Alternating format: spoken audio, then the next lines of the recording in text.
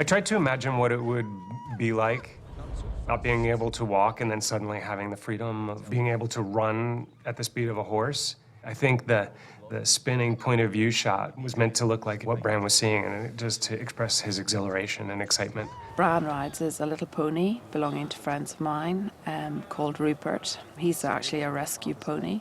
Bran's saddle was designed by the art department, and they looked quite closely at sort of disabled saddles. We thought it looked too modern, so then the Devil's Horseman had the idea of using a military saddle, using it as the sort of basis and sort of just building a higher back. The difficult thing with the saddle was, A, to look convincing that the Bran, without the use of his legs, is in a saddle that could appear to be realistic, but also in terms of the action on the day, the saddle had to be safe for the actor. Quite a lot of it is off-screen, you know, that you don't really see the trainer sort of crouching down. So a lot of it is sort of a bit of make-believe.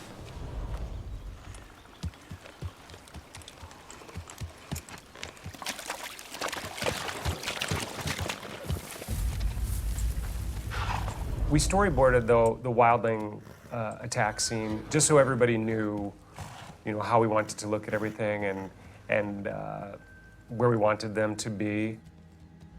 The enclosure area was easy accessible. We were very lucky for it. There was a nice little open area in a forest. This has actually been a blessing in disguise that they've found an opening that we can just actually have a fight in. Plenty of room for camera angles, plenty of room to get the horse in there. We've worked with the stuntmen a lot, training for the fight, because there's lots of factors to come into it. Things such as these cloaks. I asked the guys, how do you get the wind to catch your cape like that? And they explained to me that our stunt coordinator taught them that you step and you kick the cape, and it kind of looks like it fills with air, and just makes a nice big entrance. What usually happens is we do it as trained stunt performers and fighters. It always looks a little bit too clean, so they always ask you to rough it up a little bit, which, in a sense, the actors do that on their own anyway. Dan, the director, came and showed me what the stuntmen had come up with, what they'd planned for the scene based on the scripts. These guys that are attacking Rob are a little bit, like, forest-oriented. They're not really trained soldiers. I didn't want it to seem too choreographed, although it had to be very carefully choreographed, you know, so that it was safe and that everybody knew what they were doing. There's always guidelines that they have in the script, or should I say points, what they want to see in the fight. Like Osher has to club Rob in the back. So we had to find a way of making Rob turn his back in a fight, because naturally you wouldn't do that. There's a kind of clumsiness and an awkwardness to it that I think makes it feel real and exciting. Drop the blade! No, don't! Do it!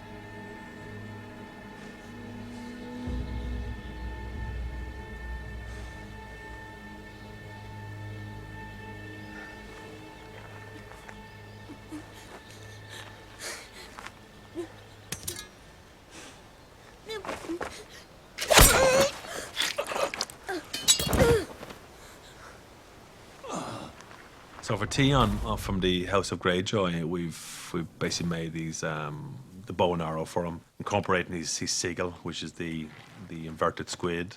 I've done a little bit of archery training because my character Theon is very good with the bow and arrow, a coward's weapon. We wanted him to cross the stream and run into the scene, and drawing another arrow. We had basically a little bit of archery practice with him, again, like say for an hour. He was actually very good. He was a bit nervous. He was really worried that he wouldn't be able to do it, and then of course the moment we turned the cameras on, he did it as if he'd been doing it his whole life. Originally it was all about posture and showing, just to make sure that he looks good, he's proficient, he's able to get his angle, his elbow up. It's more kind of looking like you know what you're doing rather than actually knowing what you're doing. And I'm yours. We'll keep her alive.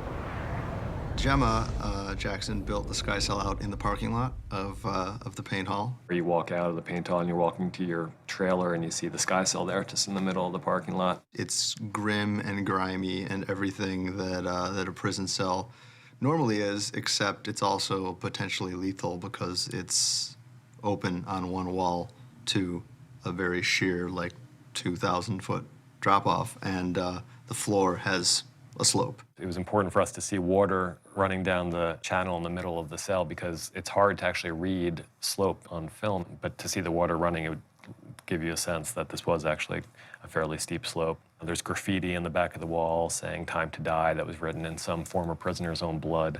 There's nowhere to go. Maybe you can pee off the side of the wall or something, but it's a pretty miserable place to live. I mean, if you see a drawing of it, you can sort of, the original rendering of it was you had this sort of quite Byzantine-shaped ceiling of this place. Then there's other buildings sort of settling around it where obviously I suppose they've got chambers or what have you. And then below it you can see these little tiny, where the cells are sort of stuck into the rock. But of course they also have to have close enough to the edge so you can fall over. I was really impressed when the visual effects people gave us those plates and I got to see what was actually on the outside of the cell, which I thought was really, really beautiful and looked completely terrifying. We had a lot of location photographs from various places in Greece that we used that gave us the sort of sheer drop that we needed, and there was a lot of matte painting work that went in to put the correct perspective in. And it's very, very hard to get a sense of scale and height when you're looking down because tree can be, you know, a bush or it can be a massive 50-foot tree, you don't know.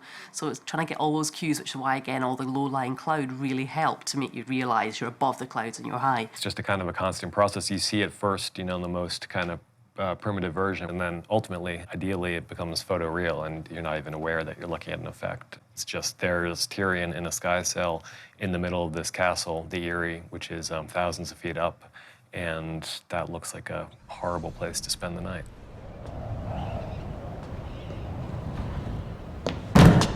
Maud! Turnkey! Maud! Maud!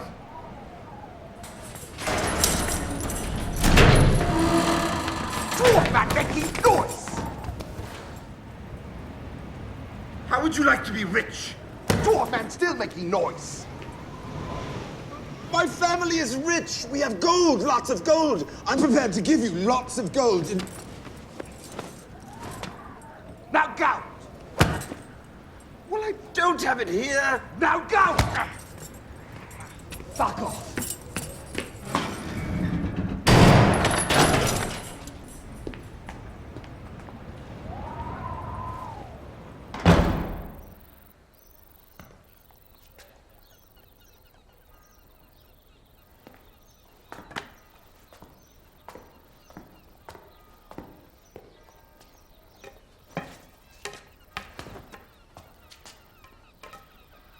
I don't want to practice today. No. They killed Jory.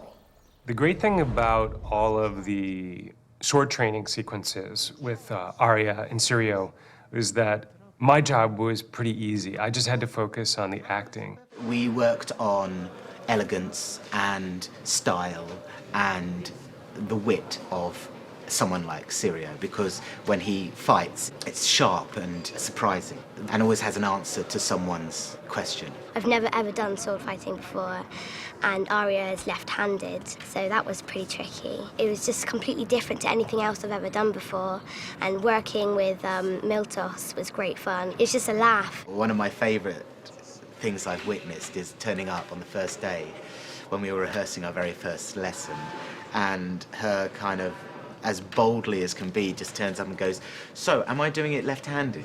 I said, "Wow, you're left-handed," and she said, "No, actually I'm right-handed, but, you know, Arya in the books is left-handed, so I learned all the fight sequences left-handed." I started off with a light one, and then they gave me a heavier one, and then they shaved it down nice and thin, so it's then a bit lighter, but still quite heavy. So I could really hit hard with it, not be scared to give it a good whack. And there is only one thing we say to death.